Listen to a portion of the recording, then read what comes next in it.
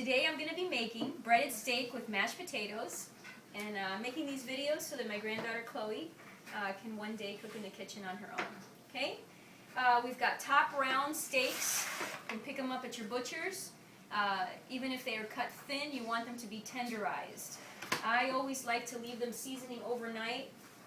I like to use Lysanders. It's a good brand. It's got a nice mix of flavor in it, and that's what I like to use on all my meat. Okay, so I'm going to leave it there. I'm going to let it sit for a few hours in room temperature, because that's really, for me, that's the best way that it absorbs the seasoning. So while that's going on, I'm going to chop up some potatoes so I can put them to boil. You can use the Yukon. I prefer the red ones. I like to leave the skin on. To me, it always tastes better that way. I like it more rustic. So I'm just going to chop them up in not small pieces, but pieces that are pretty much about that big. Okay, so we're going to just toss them in here while we're doing that. Yes, some small ones, you can cut them in half. I'm not really too concerned about the sizes. They're going to boil. The smaller the size, obviously, the quicker it will boil. Put the red potatoes into boil. Put a little bit of salt. No oil. I mean, at least I never put in oil. Just going to toss them in. Try to be softly, because if not, it's going to start popping up. And it burns. Okay. So right now I'm going to put together the breadcrumb mixture to bread the steaks. I don't just use Italian breadcrumbs. I like to kind of tweak things always a little bit. So first I'm going to chop up some fresh garlic.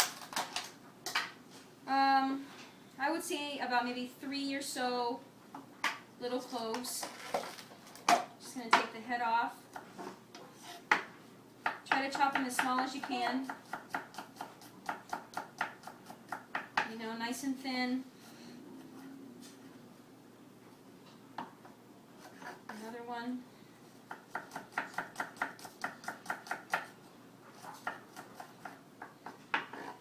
Okay, now that the garlic is chopped up, I'm going to take a little red pepper. Okay, we're going to clean out the middle, rinse it.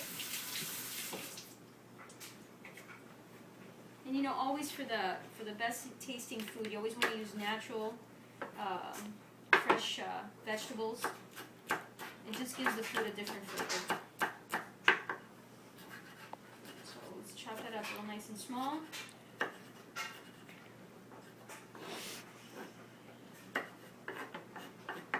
the other side.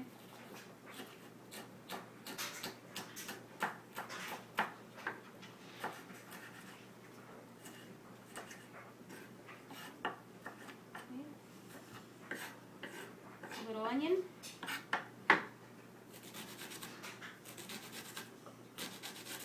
You don't need the whole thing, you know, just a little bit, just for a little taste. That one also you want to dice up real nice and small.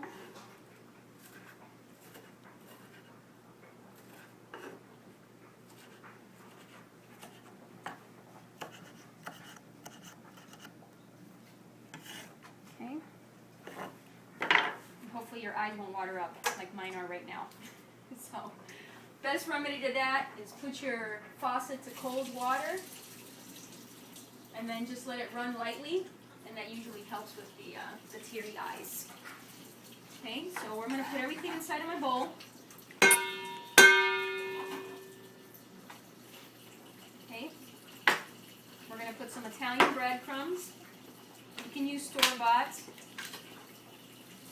I want to say probably, this is probably about a cup full by the time I end up putting it in there completely. I'm also going to take some fresh basil.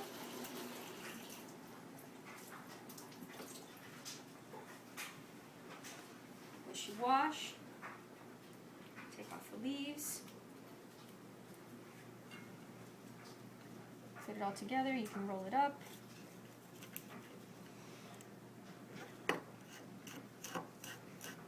And also cut smally.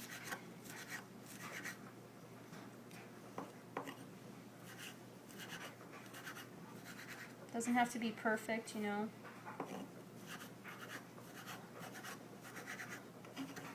Also toss it in the bowl. Okay. I also like to use homemade croutons.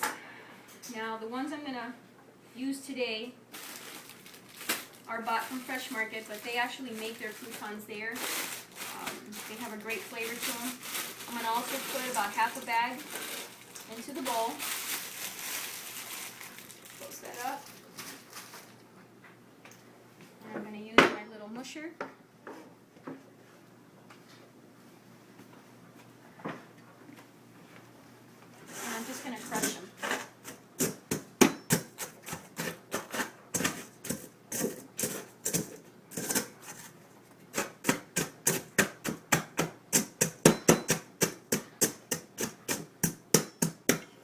You know, it has a lot of different breads in there. Pumpernickel, it has French, and you know, that's just all different flavors you mix up together, combined with the herbs that we put in, the regular Italian breadcrumbs.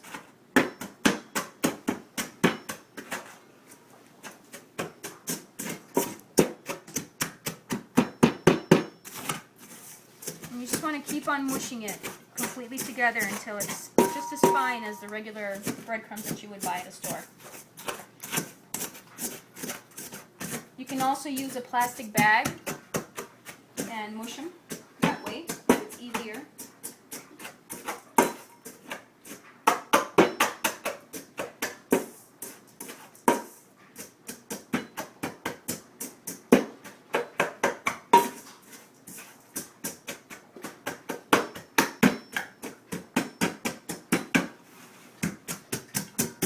This is what the breaded crumbs are supposed to look like when you're done smushing them.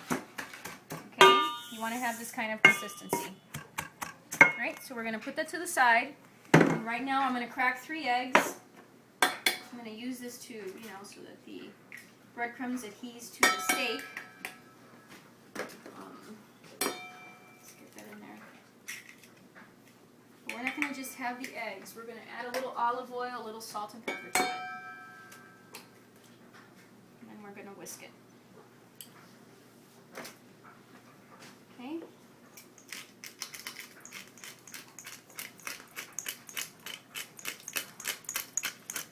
All right. Sea salt is the only thing I use.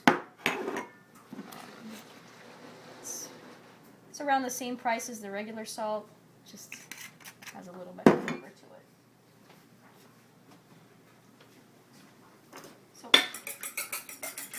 I'm going to whisk that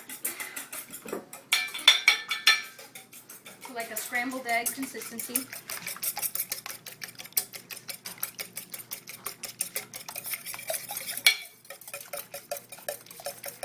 Okay, looks about right.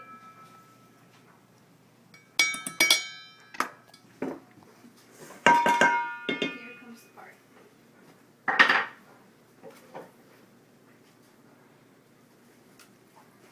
Just going to coat the steak in the egg, both sides.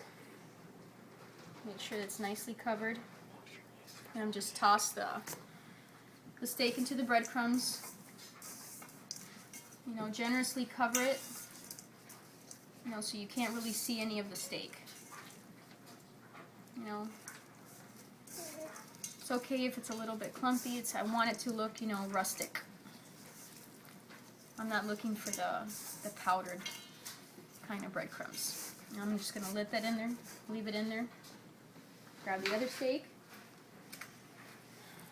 This is actually a great meal that I love to make. My aunt used to make it all the time for me. I'd come home from school sometimes, and if I was lucky, she would have this ready for us. So I'm going to move that one over. I, of course, have tweaked it quite a bit from what she used to do, but the concept is the same.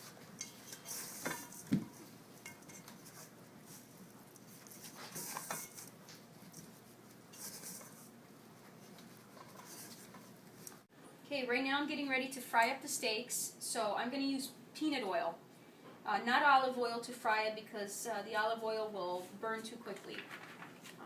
Add a little bit more. Put that aside. I want it to be nice and hot before I put the steak on there. Okay, so it's been sitting in the refrigerator for a few hours.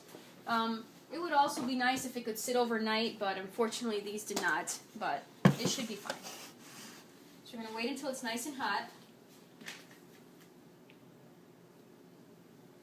See a little bit of bubbling in the pan. And I want it to sizzle when I put it onto the fryer. So this is what it's going to look like. A little bit closer. And it should be ready now. There we go. That's exactly the sound that I want to hear. Okay. Now you got to be on top of this because you don't want the bread to overcook and the steak to undercook. So you're going to flip it every 2 to 3 minutes, depending on the heat of your pan. Okay. And I'm going to show you what it's supposed to look like. It's supposed to be a golden brown. I like my meat medium well, so with a little pink in the middle. Obviously, you would cook it to your taste.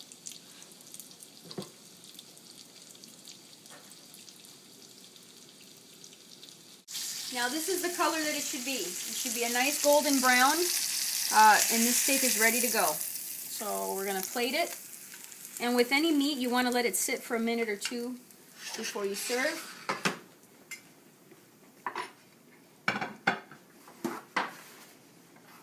And off the sides, a nice healthy scoop of mashed potatoes.